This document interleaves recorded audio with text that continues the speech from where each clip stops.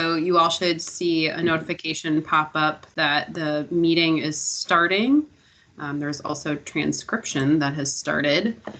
This is the regular meeting of the Southside Green Zone Council for November 3rd of 2021.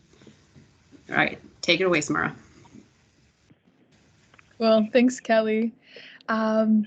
Yeah, we can just get started with some introductions and the icebreaker. So if everyone could share your name, your pronouns, what brings you to the meeting, who you're representing, and then Kelly's question, was it in one word?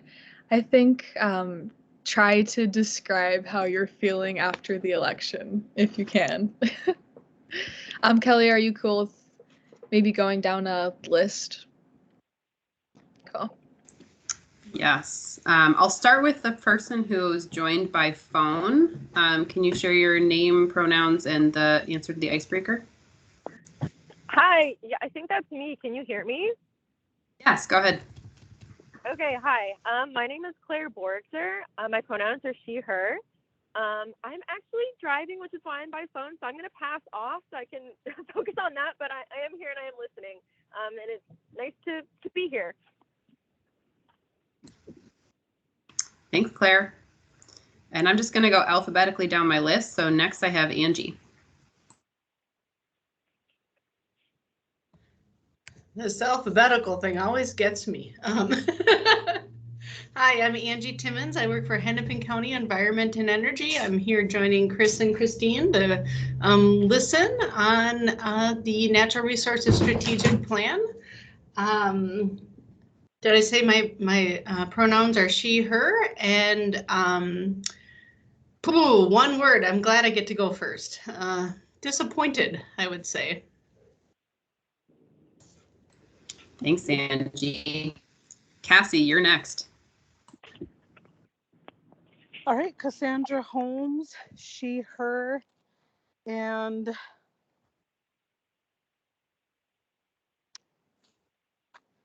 everything.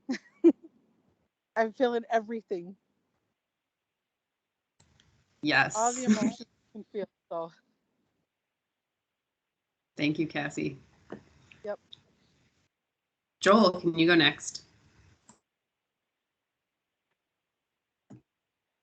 Okay. Sure, yeah. Hi, everyone. I'm Joel McReynolds. I work with a community development organization in the Phillips neighborhood called Banyan Community that we serve about 100 families. So that's kind of who I'm representing. And then I live on 28th Street as well down there. My pronouns are he and him. And I guess I'm feeling like a word, I guess, is like ready. I'm ready to move forward with who's around that we can work with to try to get things done, I guess, if that makes sense, and just try to make things happen. Thank you, Joel. Thanks for being here. Christine. Christine Maurer. I she, her, and I'm also here from Hennepin County, and maybe not so much on local elections, but across the country, inspired. Thanks, Christine. Christopher. I'm Chris Genzel, he, him, also with Hennepin County, rounding out our team that are here working with you guys tonight. My word would be tired. The amount of forests we have cut down to print the cardstock for all the mailers I received over the last 3 months has been a little disappointing, but I'm tired, but I'm happy it's done. Yes, so glad the mail has stopped. All right, Megan, you're up. Megan Cool-Stennis. I live in East, she, her pronouns. I live in East Phillips. I'm on the Southside Green Zone Council. And I guess if we're just summing it up in one word, mad, mostly on question 1. So. Thanks, Megan. Allison. Hello, I'm Allison Pence. I'm Alina's Director of Community Engagement for Abbott Northwestern and Alina Health, located in the Phillips neighborhood. I'm going to be joined by my colleague Suzanne Hansen here shortly to talk about the sustainability efforts of our organization. I have she, her pronouns, and I'm thinking my word is still apprehensive. I'm not quite sure what it's going to mean yet, the results. So I don't have a lot of faith yet. Yes. All right. Samara, you already went. Yes. You didn't do your icebreaker yet. I didn't answer all the questions. I can go. Okay. Yeah, Samara, Adam, they, them. And yeah, kind of a similar boat, just like unsure, just still figuring out what it's gonna look like. Next we have Sean. Hello, I'm Chantel, and I live in the East Phillips neighborhood, and I'm just logging in. Cassandra invited me, and I'm just a neighbor. Welcome. Great to see you. Thank you. And last but certainly not least, we have Viviana. Oh, hi. Well, my name is Viviana. She, her. That's it. All right. And then for those who don't know me, I'll introduce myself. I'm Kelly Molman. I use she, her pronouns. I work in the City of Minneapolis Sustainability Office. I staff both the Northside and Southside green zones. And the word that I would use, I'm also a Phillips West resident. The word that I would use is confused. Looks like Peggy just joined. Peggy, we're just doing introductions. If you want to share your name and pronouns, and then to totally put you on the spot, our icebreaker is if you could share your emotion in one word of post-election. Peggy, she, her. I was an election judge all day, so I guess exhausted is probably the word. I'm recovering from exhaustion right now. Oh my gosh. Thanks for being here. Thanks for your service. Yeah. Well, we don't have a quorum tonight, so I'm not going to do a formal roll call. And then we also can't formally adopt the agenda or the minutes from the last couple meetings, but I will drop those links into the chat for those of you who are on Teams so you can see. Our last meeting was a joint meeting with the Northside Green Zone Task Force, and we did a lot of project updates. So we talked about the community air monitoring project that's happening right now. For any of you who aren't familiar with that, the city and Minnesota Pollution Control Agency are collaborating on getting low-cost air sensors out to community members. So we've had 2 community meetings so far specifically on that to get a sense of what are the air quality concerns that residents have, and how would that inform what types of monitors the city will purchase.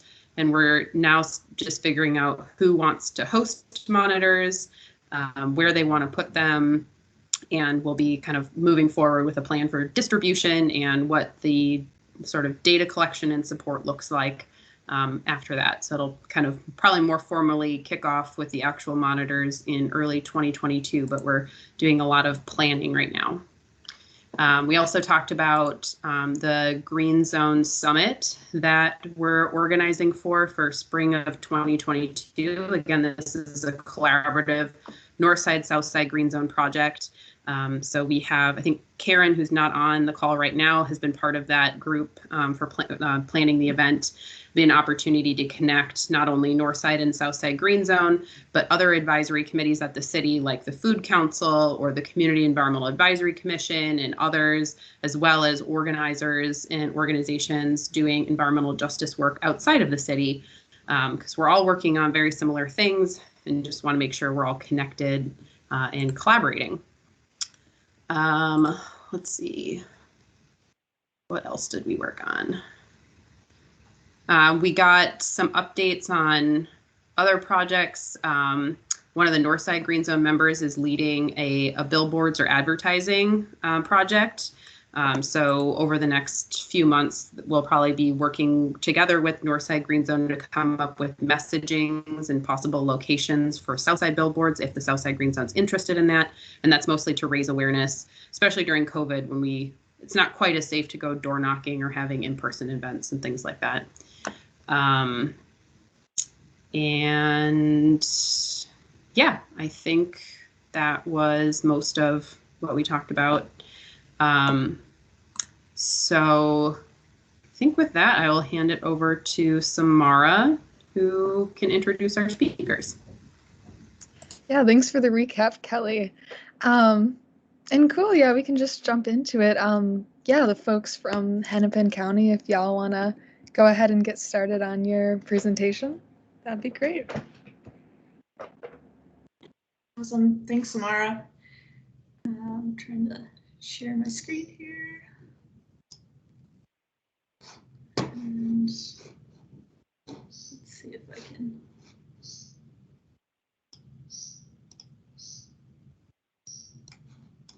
Will it all show up for everybody? Looks great. Looks great? Okay. Cool.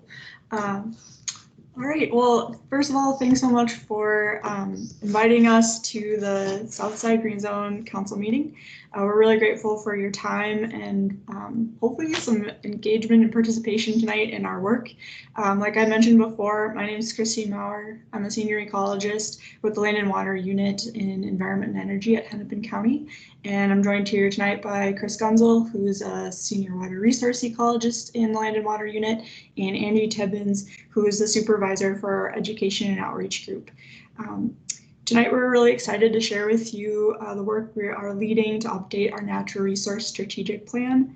This plan update will guide our work for over the next decade. And it also is our first opportunity to incorporate recent climate and disparity reduction goals that have been passed by our county board.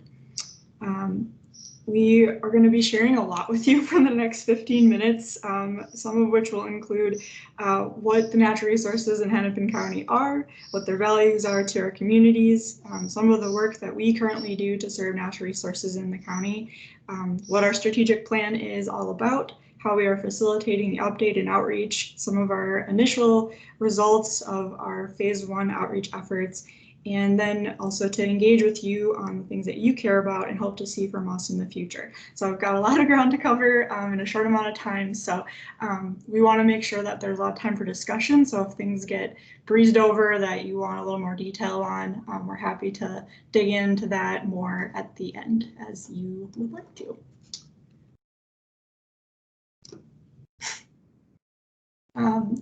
I imagine that to an extent, a lot of you are well aware of what natural resources are, but just in case, natural resources in Hennepin County are highly variable, and a lot of times people don't know that we have a lot of urbanized, undeveloped area in the west part of the county. We have lakes and rivers, we have parks, forests, prairies, some of which are remnant, which is very exciting and not many people know. We also have a lot of farmland still left in Hennepin County, and these places are both diverse and rich with natural heritage and natural resources. They provide habitat for wildlife, protect water quality, and offer recreational opportunities and enhance our collective quality of life across the county.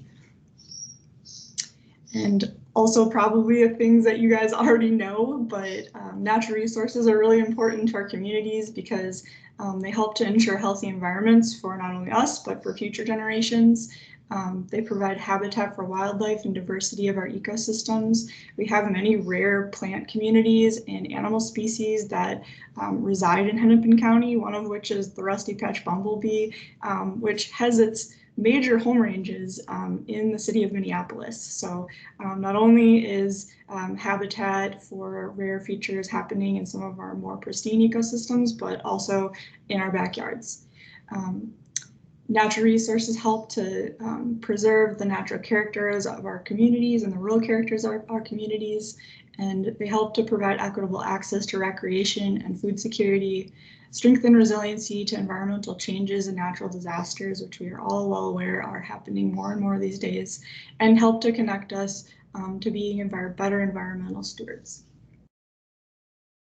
Our group in the Land and Water Unit does a variety of different things to facilitate natural resource protection and enhancement, and working with our communities to do so. So I'm going to go through just a few of the things that we currently do. We work with communities to engage in protecting water quality, and this is sometimes working with volunteers. Chris works a lot with watersheds and lake associations to do that work, and we also have granting programs that we facilitate that are focused on protecting water quality. We work to prevent the spread of invasive species.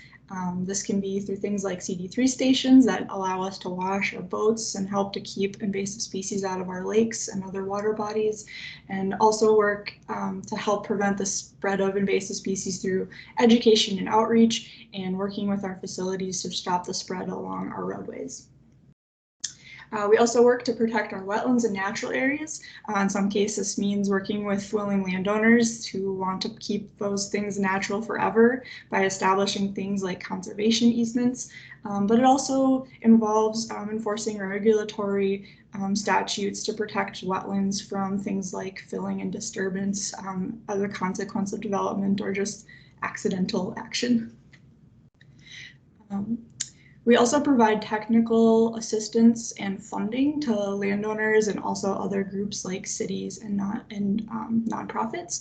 And these can be done mostly through our granting programs, but also our staff is oftentimes just really willing and eager to help people figure out if we can do anything for you in terms of technical assistance.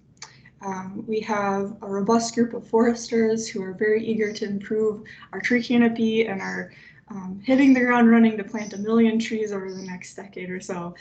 So they have a lot of work ahead of them and are eager to work with as many partners as possible to do that. And then finally, we do quite a lot of work to support our agricultural landowners that help to keep the food systems in this county local and sustainable.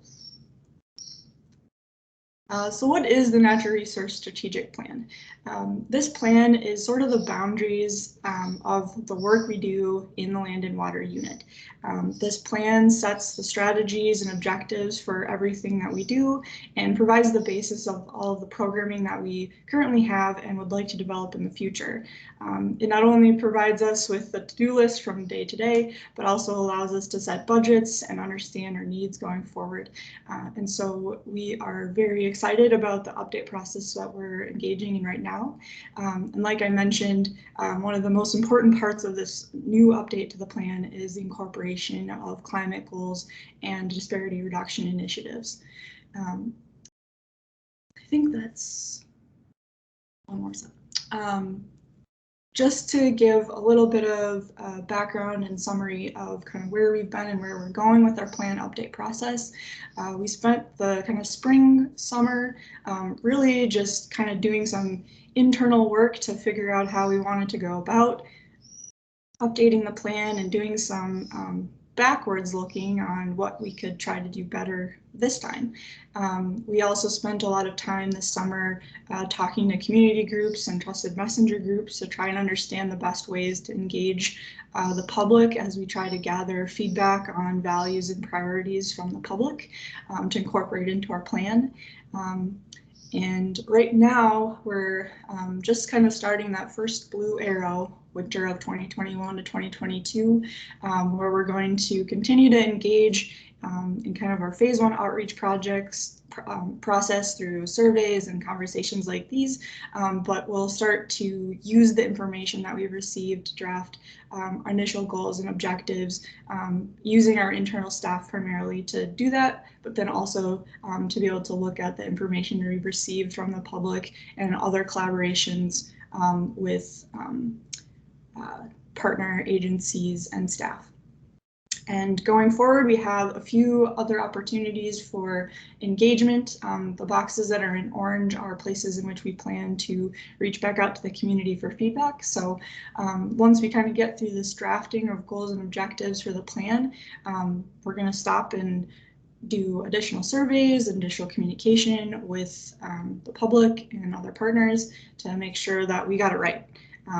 And then once we go back and kind of draft what we will consider sort of the final draft, then there will be another final comment period to provide any final feedback on the plan as it stands before it would be approved by the county board sometime around this time next year. So we still have a long road ahead, but are excited to continue to get feedback all the way till the end. Some of the engagement tactics that we've engaged in so far included creating an email list to update folks along the way. This email list started with about 440 people and now is up to a little over 900, which is exciting that we're gaining momentum in terms of number of people who are engaging and reading those materials. We've conducted one online survey to get started with this work, but plan to do several more over the course of our journey. And we're able to get this translated into 4 different languages to hopefully encourage participation from a variety of community groups. We've done a few presentations now with community groups like yourselves to try and really connect with people who are on the ground and connected in their individual communities. We've hosted tables at several community events, 10 to be precise, around the county, many of which have been focused on kind of the urban core, but we've also tried to attend several tabling events in the suburban and rural areas of the county as well, and have amazingly reached about a little over 1,000 people, which is really exciting.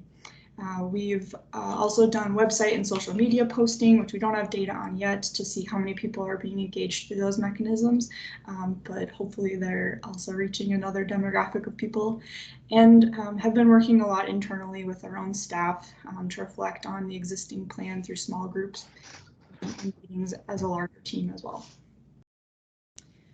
One of the things that we specifically did during this initial phase of outreach was to ask people to vote on 12 different issues that we're currently working on as staff, but are really interested to understand how much people care about these different things. So we set out 12 bottles. The ones pictured here are not the final draft. Those were Chris and I's original attempt, but Angie made them much prettier for following events. And then gave folks 3 bottle caps each, and they could put 3 caps in 1 jar, or 1 cap in 3 jars, to just help us understand what people are really thinking about the most right now and what those issues are. So we're going to actually ask you to participate in that exercise today. I know we don't have jars or bottle caps for all of you, but we do have a chat bar, and we do have hand raising and voices. So we would really appreciate it if you took the next several minutes to look at the 12 issues that we presented to other people at public engagement events and list your top 3. And you can do it the same way. If you want to put all your votes in one basket, great. If you want to spread them out across 3 things, great. One of the things that we hear a lot from people is that, wow, why can't I vote on all of them? Which I know it's tough because these are all really important things, but having you guys vote on these things doesn't mean that we're not going to do the things that get lesser votes. It's just helping us to understand where we need to get more resources to do more of the things that people care about. We already invest a little bit of time on all of these things, some more than others at this point. And if you have any questions before you start voting about what each of these topics relates to, we're happy to try and clarify that right now, but definitely want to give you guys a few minutes to just provide that feedback in the chat, or feel free to say it out loud and I can write it down.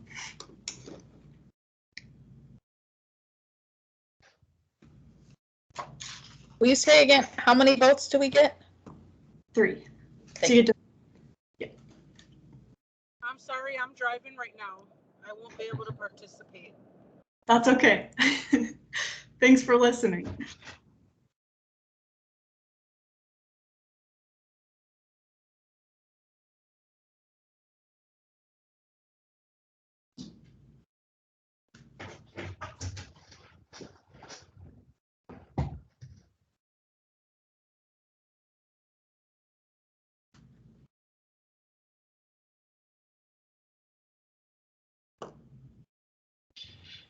Well, I don't know what I want to use all of mine for, but at least one of mine I think is the loss of trees.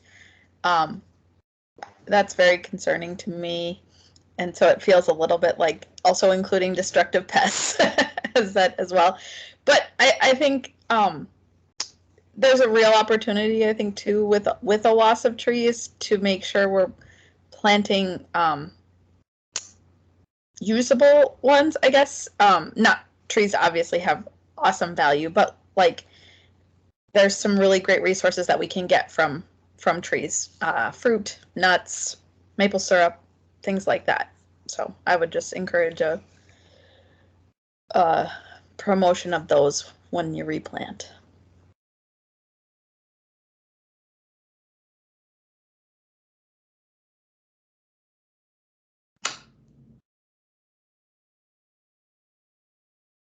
All right, we might keep this up another 30 seconds, and then I might move us along for the sake of time.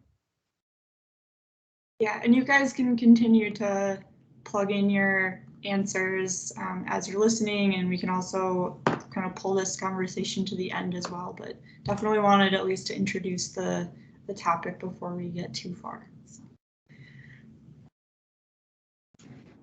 Cool. I was gonna pitch in. I'd say maybe 2 for climate change and 1 for poor water quality. Yeah, water. We had to shut off our water for a little bit while the city was doing some work, and I just had this moment where I was like, I have no idea, like even like where I'd get water from. It just got me thinking more about water and access to water, and it's more on my mind.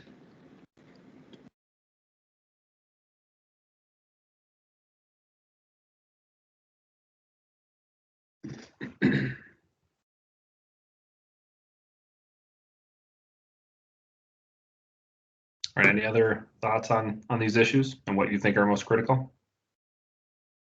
There's a few in the chat, Chris, that I can write down as you get started too. Oh, nice. Are you able to take control of the PowerPoint, or do you want me to hit next? You can take it. It's probably easier. I don't have that many slides either. Okay, sounds good. So I'm going to try to summarize many months of public outreach in like 4 slides. So I'm going to really power through this, but I would definitely welcome you guys to, in the discussion time we have, to come back to any of these. So first, I'm going to start with our online survey. Considering we're in a global pandemic, we wanted to focus on first on these avenues, like electronic avenues to reach people in safe ways for our staff. And I will kind of note a couple of things I found interesting. As a scientist, I tend to focus on the technical nature of this work. Is there's something like a lake impaired? Does it have too many nutrients, too many algal blooms? Can people swim in it, for example? And not surprisingly, the public took a different view. They tended to view these, lakes, streams, rivers, wetlands, these natural water resources, really for the value they provided to the community. And, what they found in value was really in stewardship primarily, both currently, how well are we protecting our natural resources for this generation and for future generations? And how can we continue to protect them, many years on? Are we responsibly using them? Are we building stronger communities and using the natural resources to their best value to us and to others? Are we protecting the critters that call those areas home? And lastly, are we addressing racism and environmental injustice that we've had over a long period of time, and the lack of green spaces we have in some communities versus others? That was something that came up quite often too. Advance. And this is a workload that Angie generated for us based on that online survey. And I think this really reflects that too. You don't see highly technical words here. You see a lot of things related to community health, natural environment, and really what we get holistically from the environment, how it improves our everyday life, which is really something we want to make sure is reflected in this plan.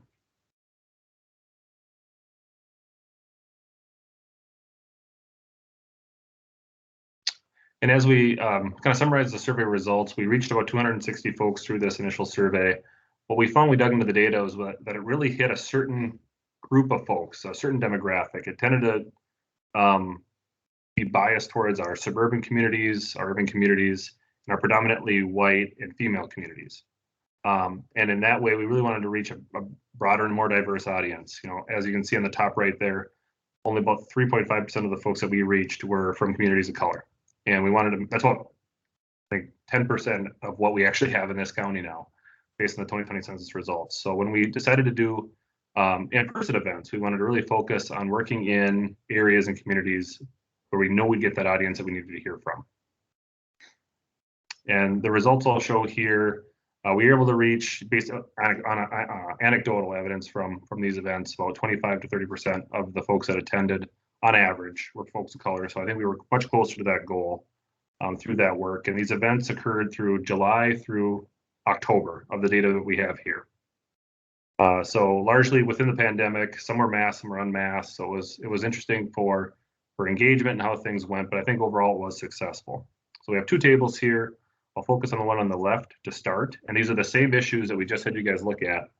And what we found from the public was predominance for issues related to climate change, poor water quality and water pollution, loss of trees and habitat for wildlife, and loss of green spaces. A lot of the same stuff that we heard from you just now.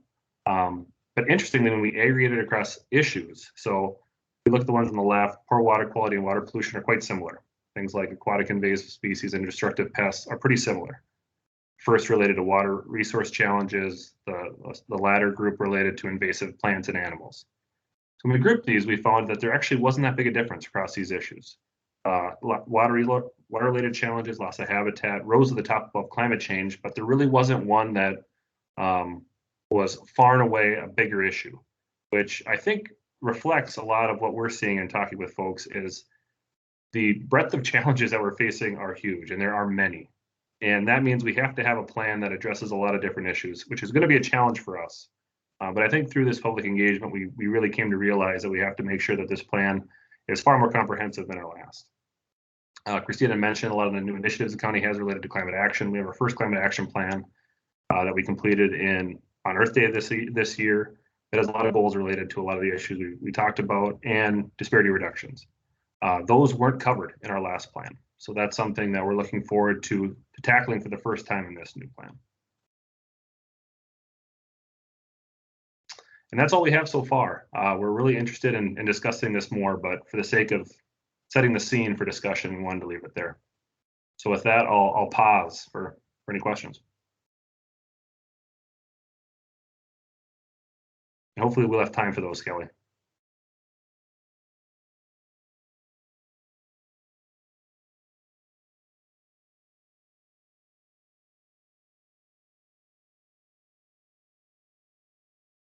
I would love to know if there are suggestions as well on engagement opportunities, future engagement opportunities. Yeah.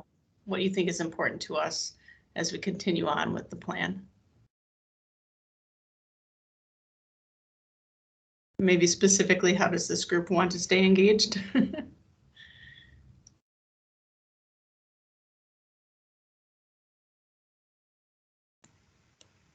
You've stunned them into silence. Chris is known to do that. No, just kidding. Yeah.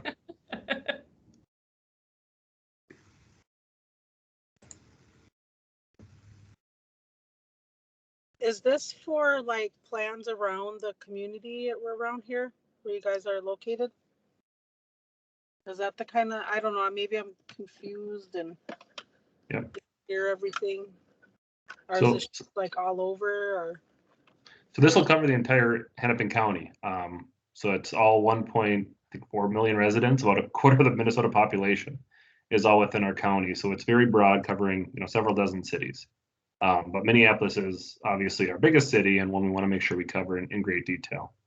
And another focus that we have in this new plan, as I had mentioned, is disparity reduction. And obviously the Southside Green Zone is doing a lot of work in that area too, which is another reason we wanted to engage you guys early and get feedback on ways we can continue to engage.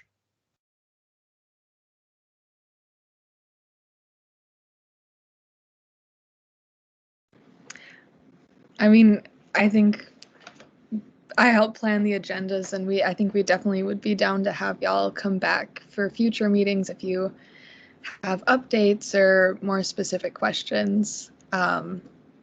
Just another kind of general thing to throw out there, and maybe I missed, y'all said maybe y'all have already done this too, but youth engagement is just always, I think, really important to focus on. There's a lot of passionate youths out there, so yeah.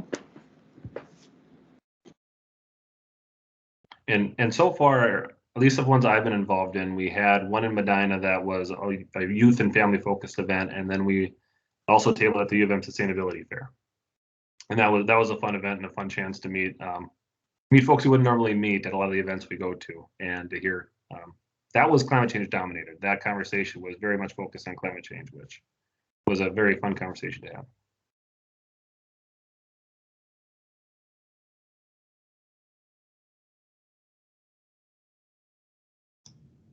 Chris, did you have a couple of kind of leading questions if we still had a few minutes that you could kind of the group with? Yeah, and when I was looking forward to, I know Angie had mentioned engagement, but for the issues that we talked about, are there any ways we can address those issues that might be ways that we haven't considered before? I know one was just mentioned related to considering trees that have other values besides just tree canopy that might have values to the community as well. Are there any more like outside the box solutions that we can look at that might not have been on our radar for whatever reason, that you guys have been hearing about or are working on now? Maple trees.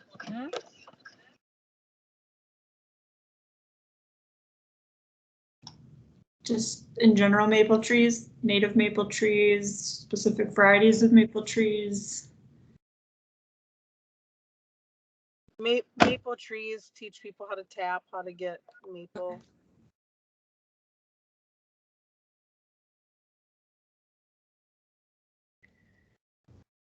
I would say that is something that we are hearing at other events and something that we'll add to kind of our future values. But the idea that natural resources as a subsistent resource and food value is definitely, I think, something new that we had not really considered in the last iteration of the plan that I think we will see in this next iteration from those very comments.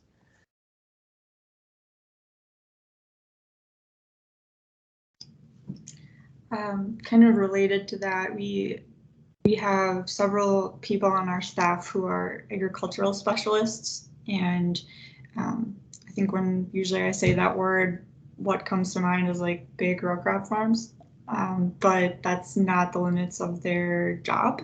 And I think from people who are living in Minneapolis and living in areas that may or may not have local community gardens or things like that, are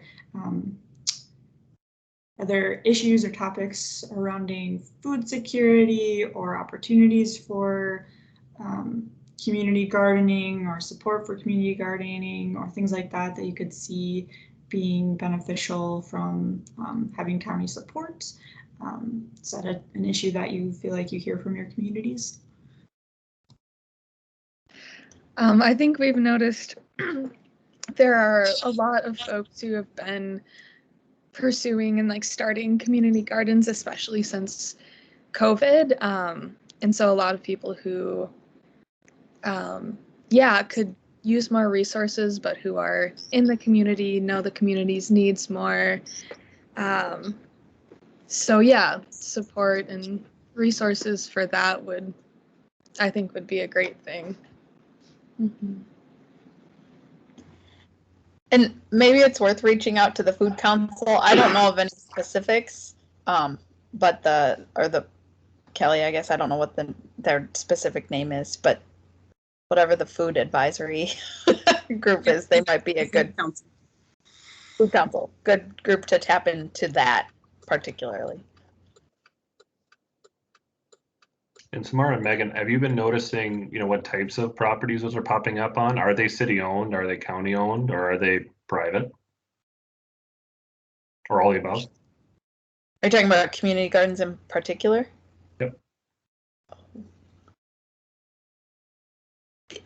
that would probably also be a question for the food council. They would know that a little bit better. I think it's a lot on city-owned land. Okay. But because I know that some leasing things have changed fairly recently, but I'm not entirely sure. Okay. Samara, sorry, I didn't mean if you had any ideas. No, I'm also not totally sure. I know I'm part of a gardening group that is working on growing food in a healthy way on boulevards. So that's what I'm personally involved in, but I don't know a lot about other locations. I'm This sorry, is can you guys Peggy. hear me? Yep, go ahead, Cassie. Oh, I can't hardly hear you guys. I don't know, I accidentally jumped out and jumped in. I was just wondering if there was any focus on, like, I don't know how it would work, but gardens for like unsheltered folks to maybe work on, and or a time for them to get food, or I don't know, something like that. So Cassie, there hasn't been historically in our last planning work, but that's something we can look into. Yeah, I love those ideas. That's kind of those drawing those interconnections. We as a government agency have a tendency to oftentimes get a little bit siloed in our little buckets. But we have a lot of people working on lots of different things in Hennepin County and opportunities to think outside of those silos and try to make connections on ways we can help people and the environment is awesome. So yeah, thank you. This is Peggy. I have a couple of thoughts. The city 2 years ago had a fairly extensive list of properties that the communities could ask to take them over to make community gardens. I think one of the barriers to be able to do that is the initial setup. You know, like, does it need rototilling and some of those things, getting the water connections, and something like a governmental agency that could provide startup assistance for a group of people that are willing to get that going would probably be very helpful and would be sort of the natural fit for an agency to facilitate that process. And then I think there are also, doesn't Hennepin County have tax forfeiture properties that could be used? Yeah, we do, Peggy, and that's come up a fair amount in recent conversations about, well, more in general, utilizing tax forfeited land for natural resource restoration and enhancement or for flood protection. I would say that more generally, but also for potentially using it for other purposes like urban gardening. The conversations we've had so far have been super high level and have been more focused on the infrastructure, which I think gets mostly at what you're saying, things like high tunnels, some of the watering equipment and getting water into the high tunnel in two different parts of the greenhouse area. We have partners like the federal government and the Natural Resource Conservation Service, or NRCS, that does have a lot of funding for things like that we haven't tapped at the county level historically. And I don't believe the city has either, to my knowledge, that we really do want to include in this next plan just because there's so much opportunity for it and interest from what at least I've heard.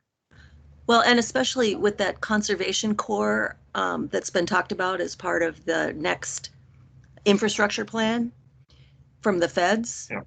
Yep. You know, I mean, they're talking about, you know, actual people, human resources to be able to do some of this. So I think to ask just individual neighborhood organizations or small groups of people to tackle this on their own is a bit much. But if there's those structural resources to help them get it off the ground, then they're able to maintain it once it gets going. So That's a great point.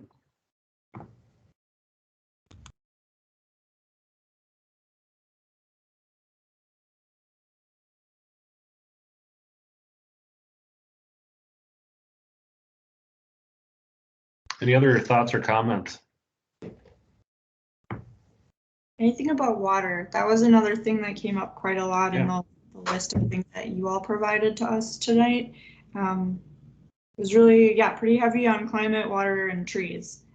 So I feel like we've covered a little bit of trees kind of in the space of usable natural resources for food value. But yeah, anything on water pollution or development, water quality, that comes to mind.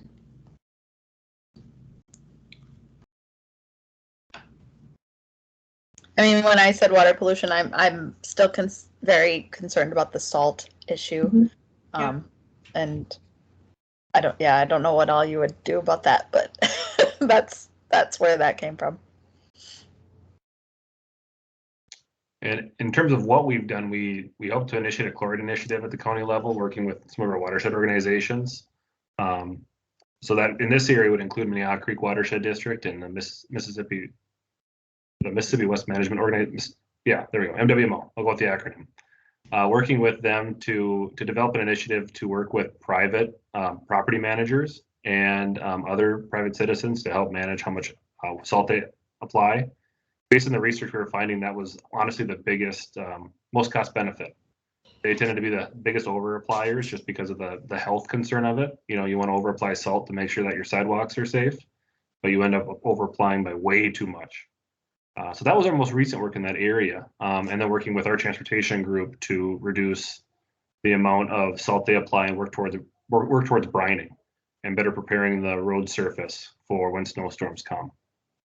So that's something we have done a little bit more recently, but we want to continue doing it because the water quality in our lakes is not improving related to chloride. It's only gotten much worse over the last 10 years.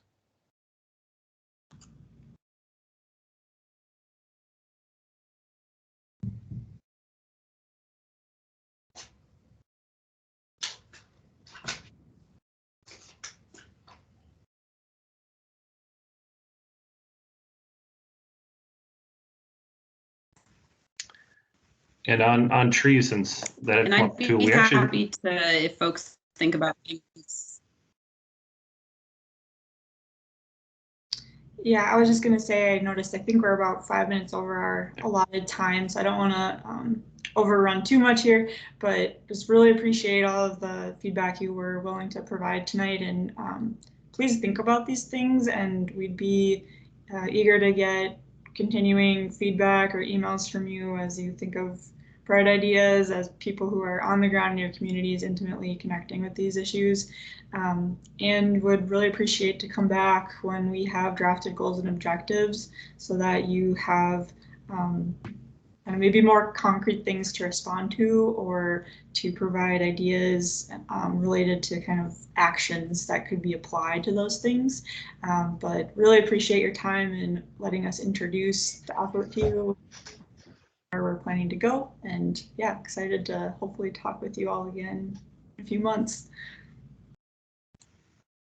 Thanks so much. I was going to say, I think my internet's a little slow, but I can also send you the Southside Green Zone work plan. And so you can see very specific recommendations that this group and others have come up with, and see how those kind of intersect with the different areas that you're focusing on. That'd be great. Yeah, thanks for coming. I think it would be good to reconnect again in the future. Thank you. Mm-hmm. And then, yeah, if there isn't anything else, I think we can go ahead and go to our other presentation from the Alina folks, if y'all are ready. Sure. This is Suzanne Savannah Canson, and I'm the new sustainability specialist at Alina Health. Let's see if I can get my PowerPoint up and running. It's thinking. All right, do you see the presentation and not everything else on my screen? Yeah, we just yes. Okay, good. You never quite know. I always want to double check. So thanks for having me. So like I say, I'm Suzanne Savannah Canson. I still call myself new. I've been at Alina now for a little over a year. I started in June of 2020. And I actually got my start getting a PhD in conservation biology at the University of Minnesota. And when I was there, I also ended up being the first person that I know of. I know I was the first one in higher ed, and I haven't met anybody else who had sustainability in their job title before I did when I started the Sustainable Campus Initiative in 2000 as a graduate student. which eventually my esoteric dissertation topic became popular, and there got to be jobs like the one I have now. But before I was here, I started the sustainability program for Macalester College and ran that for 12 years. And just recently, I got appointed to the City of Minneapolis Environmental Advisory Commission. So at least as of the next meeting, I haven't been official there yet. But Alina's big. You know, we have 11 hospitals and over 90 clinics, and we're in central Minnesota and a little bit in Wisconsin. But our big flagship hospital, as you know, is right in your backyard. So I'm going to talk a little bit about Alina sustainability program and what we've done so far, and then focus a little bit more in on Abbott Northwestern. So the left-hand slide here is the diagram that I like for sustainability. Sustainability usually includes environment, social justice, and economics in the Venn diagram with those three. I like this one because it takes the environment and puts it around behind both the economics and social justice, and specifically adds health. So I like this way of looking at sustainability, because otherwise it looks like the environment is something that you can just kind of take out of your social justice system or your economic system. And well, you know, if we don't have water and we don't have air, none of us are here and we don't have any of those things. So this is the diagram that I like to use. On the right, we have the sort of in general, the opportunities for healthcare to mitigate healthcare's impact on the environment, create community health and resilience, and lead a broader societal transformation. I like this little diagram on climate change and human health, because it starts with the climate change and what happens with in climate change. And then as it gets around about now, you can see how the health impacts of climate change. So I like to use this one. I've been using this one in all the talks I've been giving at the health system too. And then our most vulnerable populations with climate change are people of color, low-income communities, young people, and older people. So we have to keep that in mind as we're doing our work.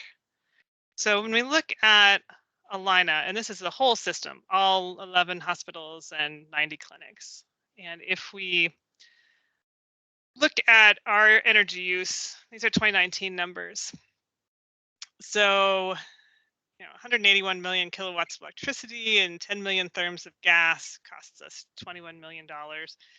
It's hard to visualize that. So if you put that into a how many miles driven, so it's over 735 million miles driven in an average passenger vehicle. And in 2019, we had 5,500 tons of waste, and it also cost us $3 million. When you look at this compared to other sites, we are roughly, in the median of both of these, depending on, if you look at Abbott Northwestern, we did a benchmarking just last year, and we were a little above the median for energy use, but we were a little below the median for waste per patient day. So the energy use is really because we have older facilities. So that's where we're at. Now, they were doing lots of things before I got there. I call these mostly the entrepreneurial efforts and things that have to do with good management.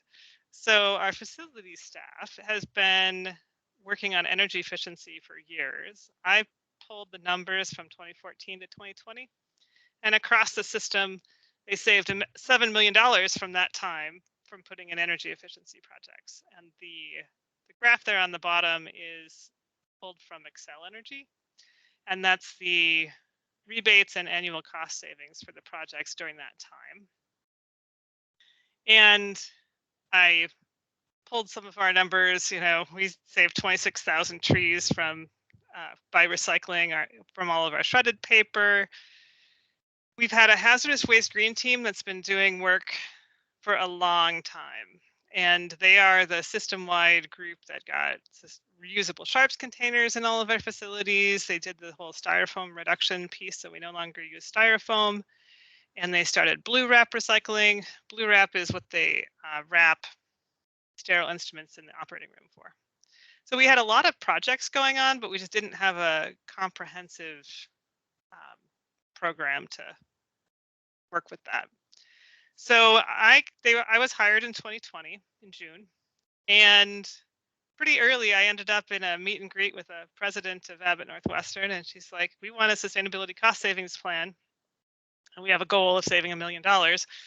And so I knew, because I've been in this field for a long time, that the way you save money in sustainability, often people don't think you save money in sustainability, but you actually do save money in sustainability. And it's mostly energy efficiency and waste reduction. So I pulled together a plan based on what our peers had done and adapted it for us a little bit. And we made our $1 million goal of at least capturing our savings.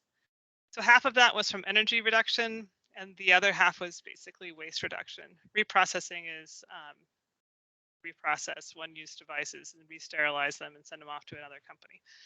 So also brought in last year $357,000 for energy efficiency in grants, and also a pollinator and stormwater grant. We got and electric vehicle charging stations, and I'll talk more about that. We also started a greening the operating room pilot project and started some green teams. And I was pulled in when we did at the Commons, we cleaned out a couple floors, and we saved at least 4,000 hanging file folders from the dumpster, as well as quite a bit of other stuff that we pulled in to try to divert from the landfill as we were cleaning out those two spaces. So the other thing we've done this year in 2021 is step back and try to get our process going. So I convened a sustainability steering committee, started last May, and we're about to stand up an energy committee, and we're doing some sustainability strategic planning. So how can sustainability advance the core mission of Allina Health? And so we're looking for getting that process up off the ground, which we have already. And so we are in the middle of that right now. The steering committee has endorsed, this is the way we do business. So we endorse the triple bottom line and data-driven decision making. So the triple bottom line means we're going to be looking at environment, equity, and economic aspects in all the work that we do in our committee. And also looking at data and data driving our decision making for initiatives that we are looking to support across our system. We also have two priority areas. One is waste, and this slide also shows how we are looking at incorporating everything. So the more we reduce waste, the more we save money, reduce disposal impacts, and reduce the negative impacts on neighboring communities near incinerators or landfills. So our hazardous waste team already had a goal of a diversion rate of 27%. That is the Practice Green Health best practice number for healthcare facilities. And our group has also been working on a goal of reducing 3% a year in dual waste, and dual waste is hazardous and infectious. It's also the most expensive waste we have. So we adopted those for our system wide, and we're also prioritized energy use reduction for our planning. We have, once again, we say this in the same triple bottom line: reducing energy reduces costs, reduces air pollution from fossil fuels, and decreases air pollution health impacts in our communities. So we've directed our energy committee, which is getting going right now, to come up with some energy efficiency goals, and looking at energy purchasing strategies too across our system. These are the other pieces that are in our bucket over in the Sustainability Steering Committee. So we're going to look more at greenhouse gas emissions and transportation, chemicals of concern, collaboration with our diversity, equity, and inclusion, food procurement, green building, greening the operating room, and water. And I'm going to dig a little more into Abbott Northwestern Hospital. This Practice Green Health, which is the group that helps healthcare become more sustainable. It's basically the premier healthcare and sustainability group in the country. And this year, Abbott Northwestern got an Environmental Excellence Award, which was wonderful. This is also the first year that we've been a member and have done this benchmarking report. So we're quite excited to have that. And that's an award for all of our work in all of the areas that encompass sustainability. Like I said, they gave us a really nice benchmarking report, which is how I know we were a little lower than average in energy use. We're actually a little higher than average in energy use. And so that we have some work to do there. And we were a little lower than the median for waste.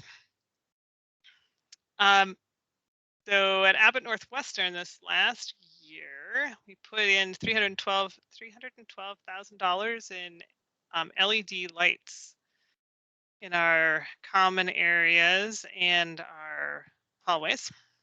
And this project, every year will saves the equivalent of 70 odd houses electricity, and in life the project is just over 700. And this is also, as you know, an area, Abbott Northwestern has a high environmental justice screen score. So when I pulled that from the EPA, that's over 90 percentile, which you very much know that already. So these are the projects.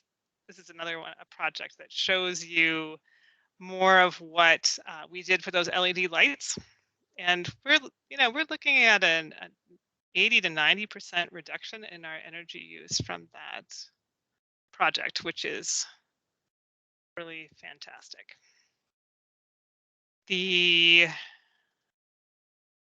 Our other one that's happening right now is our central utility plant, or at least they're taking down the other one, and we're going to be putting it up. And they're doing a combined heat and power. And so that over its lifetime should save us over 264,000 metric tons of carbon dioxide. And the combined heat and power does both power and generates electricity. That's how it's different from a standard boiler plant. And let's see, and it's a significantly more energy efficient than what we had previously. So with a 60% capacity increase too, significantly more efficient. And our transportation hub, which is going up right now, we've got a bike center that's sized for 200 bikes. We've got electric vehicle charging stations, 20 stalls, which I heard might be the largest one in the state when it gets up. Also, I was very excited about this.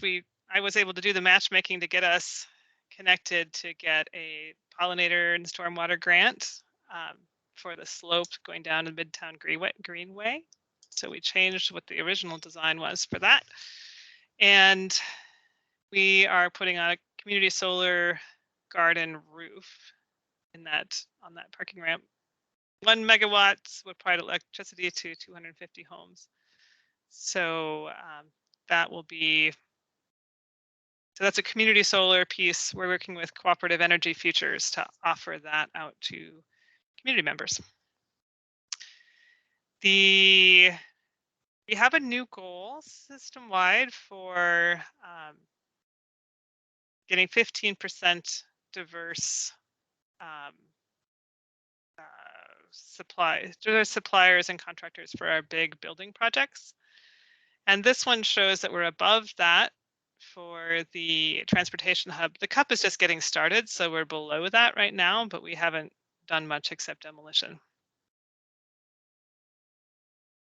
And this is but speaking about construction and demolition waste, I've actually just got these numbers, and we're at an 86% recycling rate for construction and demolition waste at Abbott Northwestern, which is fantastic. This is the first time I've seen it over 80%, and 75 to, can't remember if Practice Green Health is at 75 or 80 is their best practices for healthcare, but an 86 is a really good number. We've got another pilot project. This is another one that I did the matchmaking for, and we are trying out this new reuse platform called Reaply. It's like I call it like a internal Craigslist list with a better interface. so places that have excess materials, furniture, things like their supplies, can be listed on this site, and then other people in our system can make offers for it, and you can reuse things instead of having them end up in the trash. We did it. We had 3 either closeouts of a clinic or another site, and we reused a whole bunch of material from that. So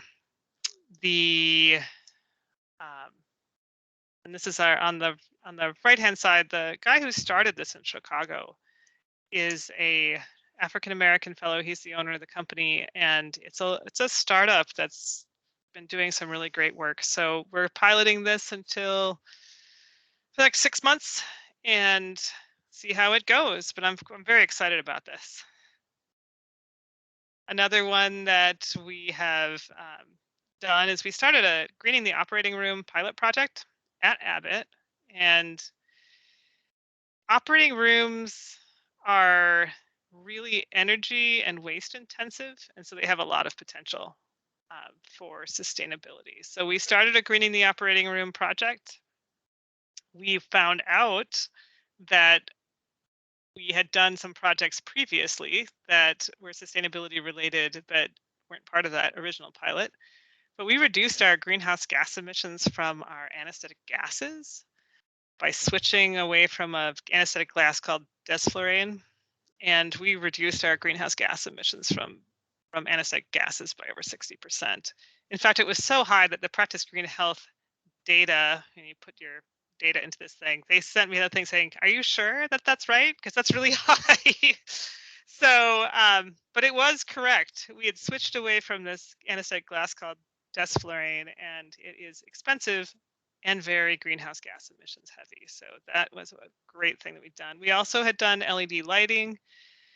We already had done sterilization containers.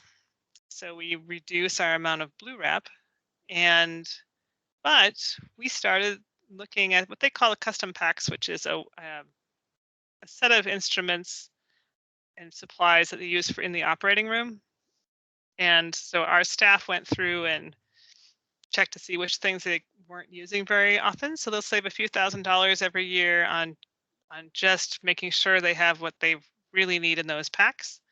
And very exciting, they started blue wrap recycling for the first time since 2014. Here's a picture of Elizabeth, who's my champion in the operating room.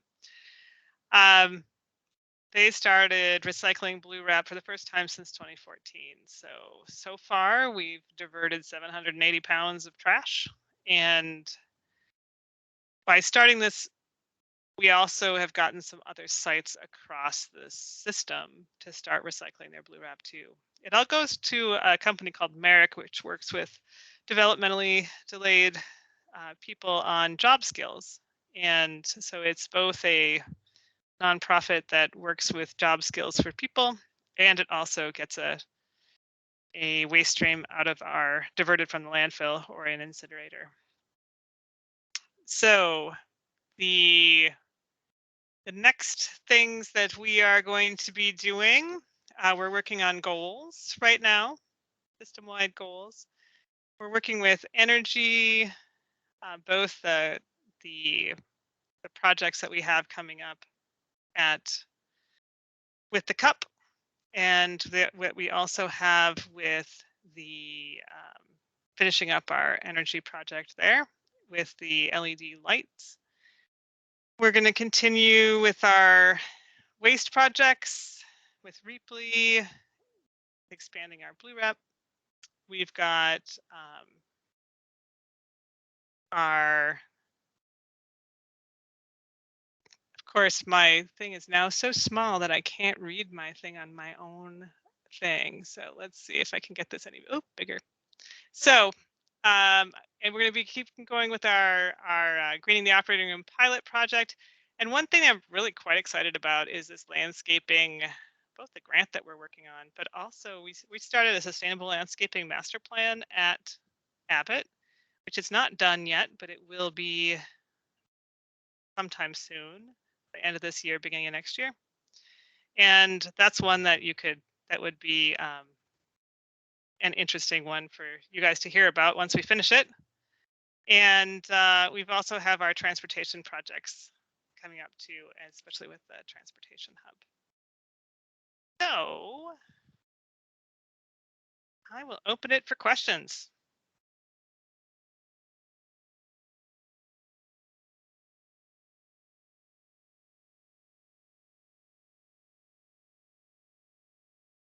You can also tell me what struck you. What are you most interested in from your perspective in what we're doing? Yeah, I see Megan dropped in the chat an interest in hearing more about the landscaping master plan. I think that sounds really exciting because that's sort of the line between the community and the hospital, the point of engagement or intersection there. Yeah, and I know, Allison, you and I have talked before about some of the transportation demand management activities, but one of the biggest concerns we talk about within the green zones is around air pollution, and knowing, between the central utility plant and the vehicles coming in for all the employees, that those are kind of like two of the major sources for the hospital. Yeah, so the Sustainable Landscaping Master Plan is going on right now. We're doing so much building project that's coming up too. So this is sort of setting up the how do we design our landscaping so that it's sustainable and beautiful and healing and all those things. And how do we also take the, combine what we're doing right now with that stormwater and pollinator plants that are going into the hub, and how do we also connect that? And we were also talking about how to connect in with the neighborhood. We started on that project, and I had no idea that we have flooding in one of our parking ramps every time it rains. Serious flooding, like it blows up the little stormwater manhole covers in the parking ramp. But we're the lowest in the neighborhood. So one of the things that our contractors who are working on this are like, oh, I wonder if there's any opportunities to work with our neighbors on some stormwater mitigation that's not actually on our site, because our site is tiny. So, but yeah, so we have, so between stormwater and pollinators and a garden space, that one, like I say, it's still they're still designing it right now. But when we have it, it'll be some things that we can take advantage of. And I think at one point we had, I don't know if it's still up, trying to get some input we had a little survey. It was internal, and it could go external if you guys are interested. I can see if I can send it to your way. I think some of the other pieces that in walking around with our contractors, looking at the trees too, and also how does this connect in with our neighborhood? So I think that is a a big one. So, and I'd say we could probably either I can come back or I can come back and bring our contractor to show us what he gets done.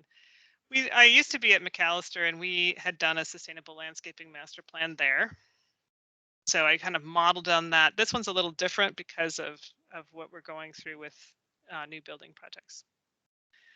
And there was a question in here. Our power plant is on site. Yeah, we have a central utility plant. A lot of big companies, like we had one at McAllister too, that a lot of campuses will have a central utility plant, and it's usually a boiler kind of thing. Sometimes they're hidden in the basements. Often they're hidden in the basements. The one at McAllister was down 2 flights of stairs and you'd never know it was there. But so yes, it is the central utility plant is on site at Abbott. And so they are replacing it with the new central utility plant, which is the combined heat and power plant. What else was I going to say? I think another thing, and we haven't calculated it that much because I don't have all the data yet, but the fact that we have so many staff who are working from home, that we have reduced a lot of our commuting trips. And the telework too has also helped with some of our patient numbers. I know with the clinics, it was quite a bit. There is a hand up, I think. Yeah, I was just interested if the landscape master plan also included, oh shoot, sorry if my internet's slow. If it included electric, like if there will be any grass left, is it, going to be electric? It was just so funny. When we were going to church, we always drove on 26th on Sunday mornings. And I swear that every time we were driving by, that must have been when they mowed the grass. And I was like, really? There's not that much grass. Why are they using like these big, gas powered mowers? So that would just be, along with that air pollution concern, I think those smaller sources can be really important to reduce as well.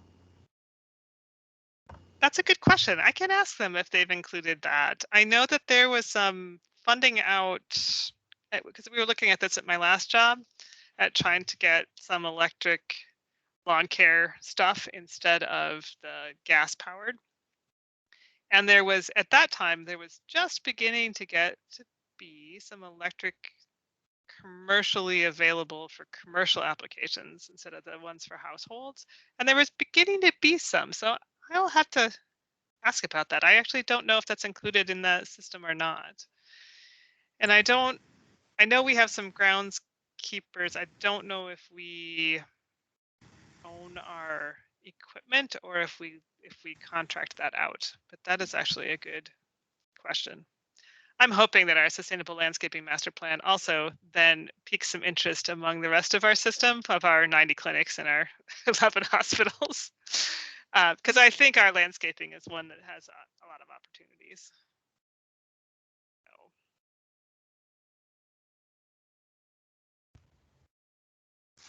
Hey, this is Peggy. I was an employee of Abbott for about a dozen years in the 70s and 80s. And when they were building Anderson School across 10th Avenue there,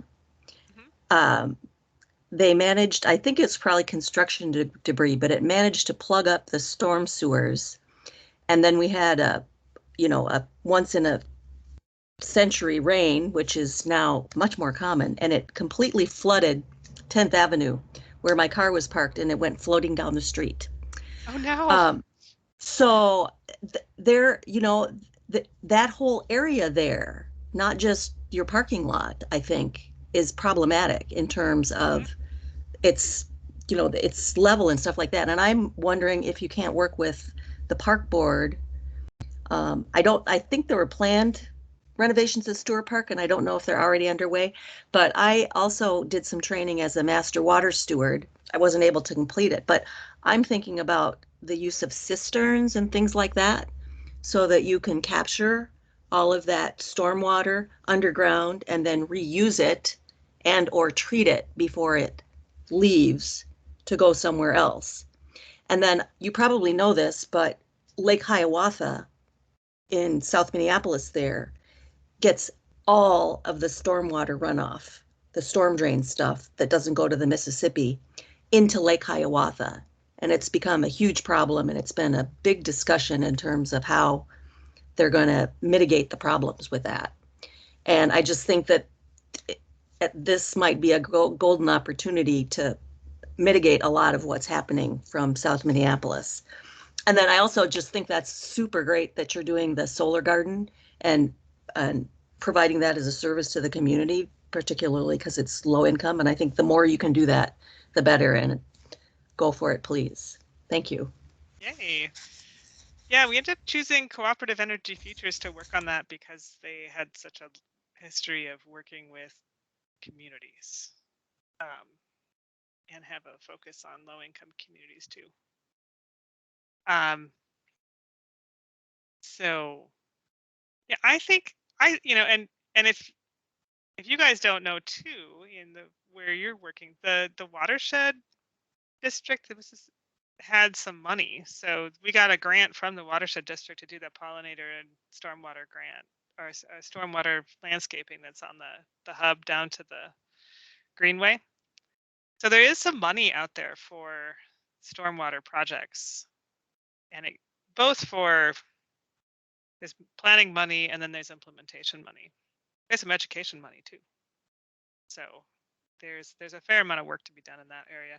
I know that we're in the very beginning stages of another building project, and I heard we were looking at green roofs and other things, because you're required to keep your stormwater on your area, but we don't have much land there that's not already built on. So we're going to have to be very creative on how to manage that stormwater. And that's not even the stuff that's happening now, right? Because it is a low spot in the neighborhood. And so with climate change, we're going to get more frequent big rain events like that. So at least it's on our radar screen. Oh, and one thing that I've had people ask about, and you guys might be interested in this or might know some way to connect, but as we get things like the pollinator plants, or if we do some other landscaping on the campus that needs more weeding, one of the things that's come up in conversation is, can we connect with master gardeners? Can we connect with master naturalists? Can we connect with maybe the master water stewards in helping with some maintenance of those things, volunteer kinds of stuff? So that's one thing that's in my back pocket that I would love to connect when we get closer to knowing what we need.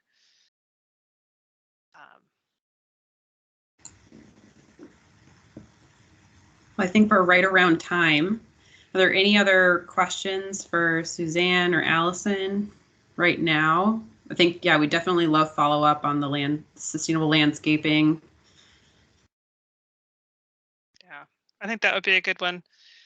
And then we have this fantastic commuting thing called Loom, but then COVID happened.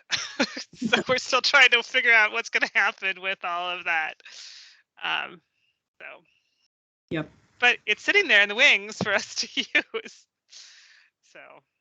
Yeah, and we also had a presentation from the Minnesota Pollution Control Agency on the permit for the central utility plant. And Allison, you were great at getting some questions answered in follow up to that. So as updates come along with that project, this group would also be very interested in that. Yeah, we don't. As I've been learning more about that one too. I mean, we use so little of our permit, but we're required to have, 4 days if something catastrophic were to happen, like that did in Texas, that people thought it was never going to happen, right? And then Texas happened. Now everybody's even more nervous. So we have to be able to, keep our lights on with other probably diesel boilers. I don't know what their backup is. I'm assuming diesel generators, but I know that's what that sticking point was. They have to have a big capacity, even though they rarely use even a portion of it. So. But I'm pretty excited about the new central utility plant, though, because it's going to be so much more efficient. And as we get to renovating the places on Abbott, I'm looking forward to that too, because then we can start putting in some more energy efficiency into those new projects. So, but I'm happy to come back. And when we have our sustainable landscaping master plan done, that'll be a good one. And yeah, keep in touch. Thanks so much for coming. Appreciate it. Yeah, thank you. You're welcome.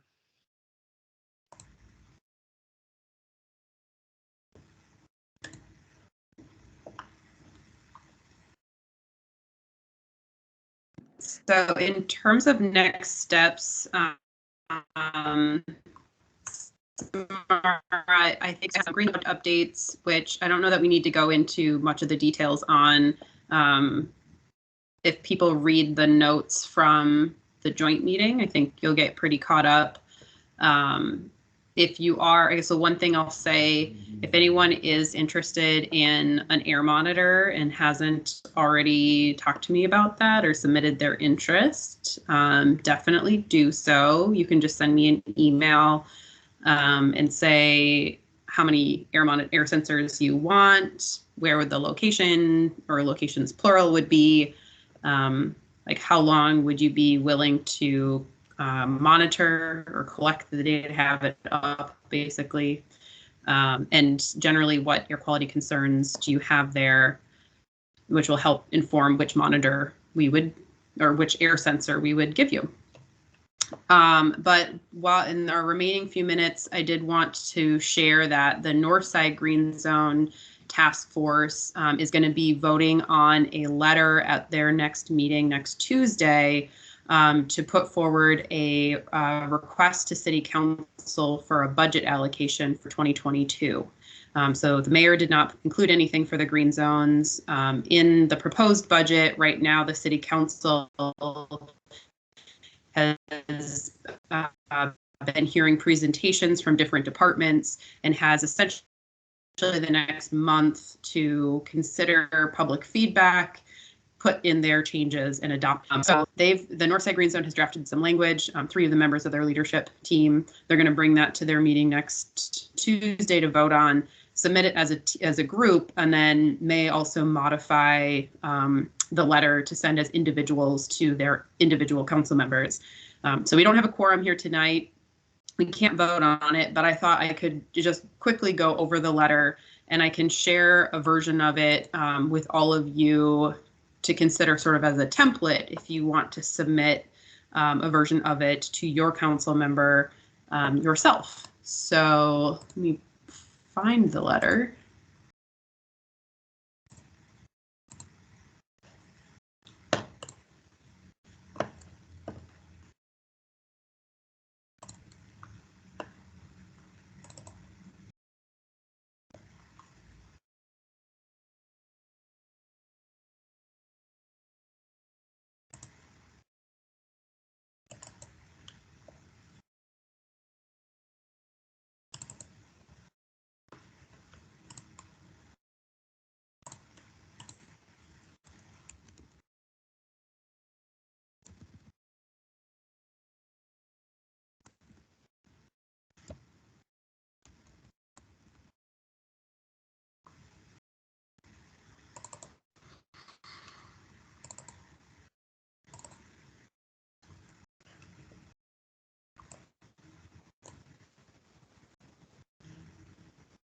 All right, I'm just going to share my screen.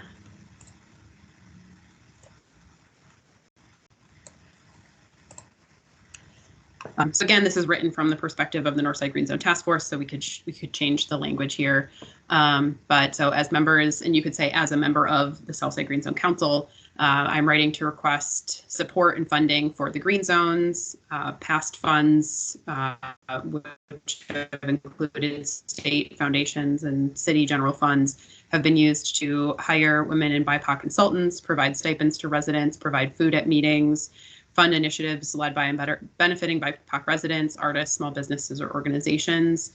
We're requesting ongoing funding, and that actually has like a meaning to the city council budget. There's one-time funding and ongoing funding, and ongoing means you don't have to ask for it every year. It's just kind of assumed, and they put it in the budget year over year.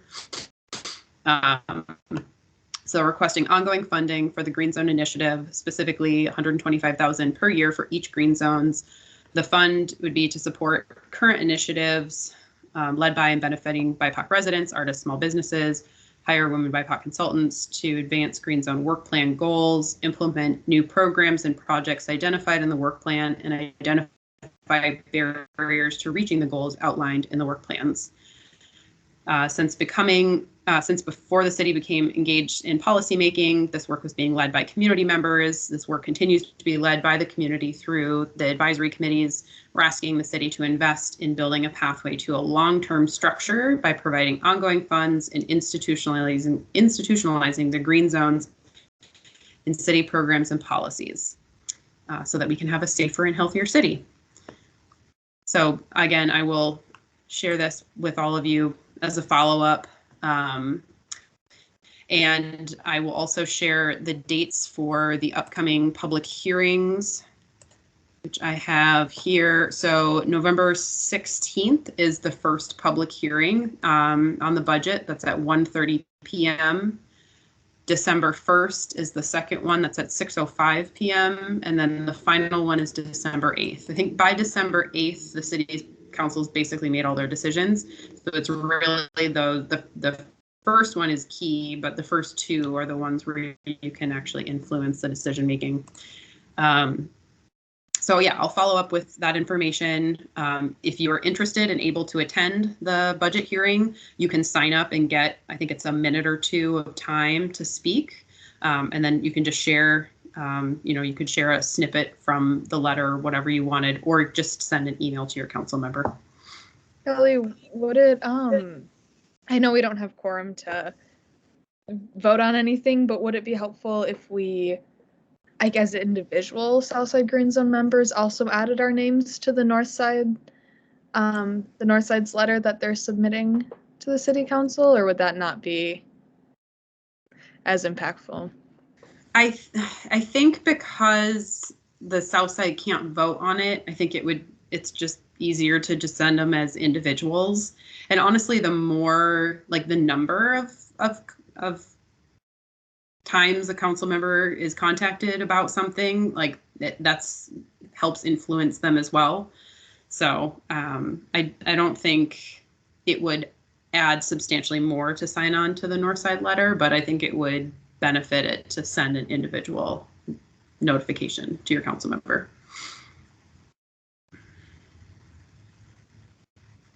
I think we have a question in the chat. Oh, you got it. Never mind.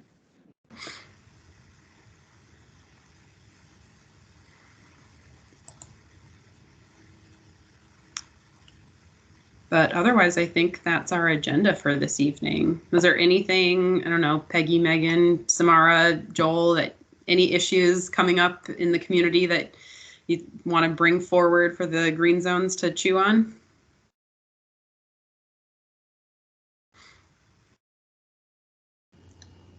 No, I think what comes out of the Alina thing will be really interesting. I think the permit is going to be, I don't know, coming up soonish. So, but they have to do some stuff on it. So, but yeah, I am clearly hitting a wall. I am excited to continue to hear that. And I just want to say how excited I am that a former Southside Green Zone member is now going to be at least Ward 9's city council member. And I am beside myself at that.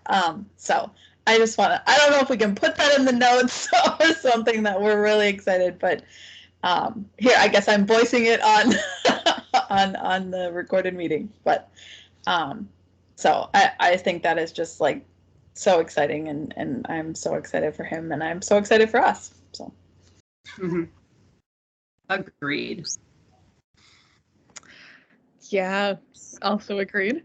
I was just gonna mention this isn't like a concern, but just for those three of you who might not know, we grants. We finished reviewing some grants, and so there's gonna be some local projects going on that we'll hopefully be hearing updates from and stuff. So that's just an exciting little thing.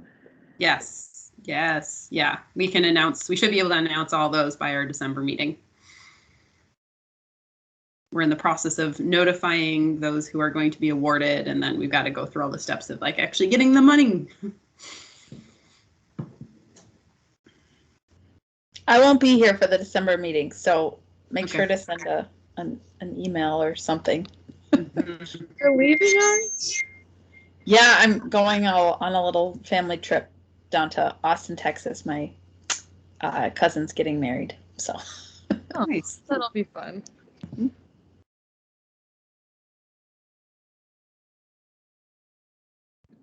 I guess I could try and join from Corpus Christi, but I think I mean, if we're gonna be able to be on the beach until 6 o'clock at night, I'm gonna do that. Don't blame you. Yeah, have fun. Live it up. Well, unless there's anything else, I'm cool with ending early. Let's do it. All right. Thanks for coming, everyone. Yeah, it was nice to meet everybody. Mm-hmm. Yeah, you too. Yeah, nice to meet you, Joel. Thanks for coming. All right. Bye. Have a good night. Bye. Good night.